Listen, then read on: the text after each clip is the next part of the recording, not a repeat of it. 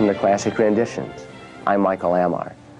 Di Vernon once told me that you could judge a card man by his version of the classic pass, or that you could rate a sleight of hand performer by his rendition of the cups and balls. Today, the same thing might be said of the thumb tip bill switch. It's a technically demanding move, but it's worked its way into the repertoire of virtually every sleight of hand performer of this generation because of the amazing things possible once you master that technique.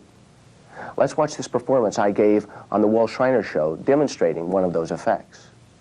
A magician's always very popular, right? Because you can sit and sort of entertain anybody. Well, there is that theory. I could use a dollar bill of my own, but in these situations, it's probably more interesting if I were to borrow one. A dollar? Now, it was the chance that perhaps we would get around to this.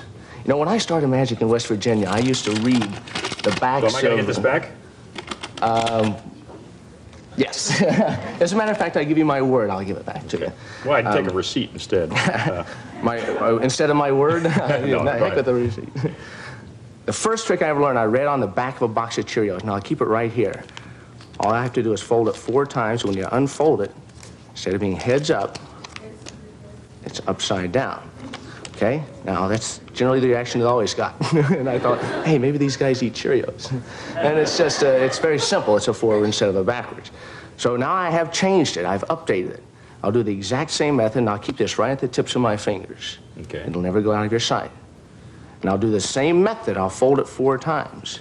But instead of turning it upside down, I'll turn it inside out. An altogether different effect. Just a squeeze. Does it look any different yet? Not so far. I give it, yeah, there you go. Good. Wow. Very nice. Inside out.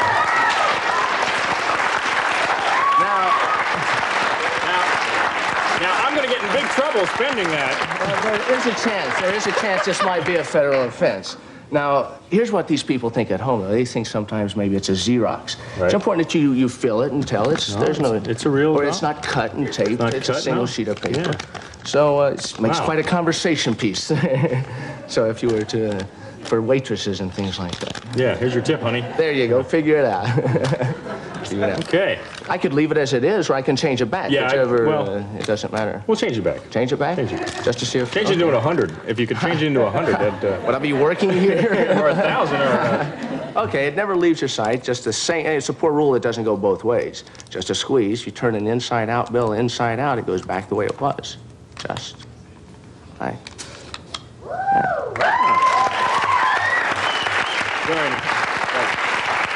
The idea of switching one bill for another during the folding procedures aided by the thumb tip was the invention of a Cossack circus performer.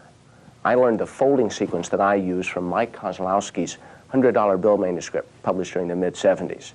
A student of Magic would also like to consult Roger Klaus's book and video for his version of the folding sequence, but the gestures and covering movements and the finesse that I use during this folding sequence was developed during the early 80s. You see, I thought it was imperative that you emphasize without exception, don't take your eyes off the bill. Bill never leaves your sight. I hold it right at the tips of my fingers, and yet all I have to do is fold it 4 times.